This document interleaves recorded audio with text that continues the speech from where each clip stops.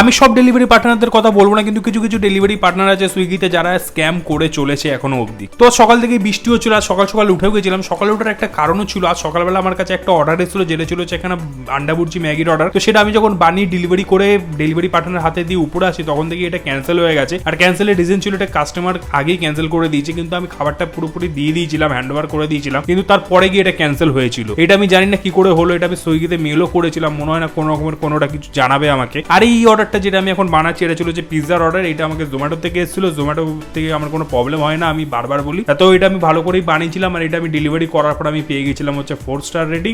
আর আমার মনে হচ্ছে আজকালের মধ্যে আবার একবার মার্কেটে যেতে হবে, কারণ আমার কন্টেনার এগুলো সব শেষ হয়ে এসছে।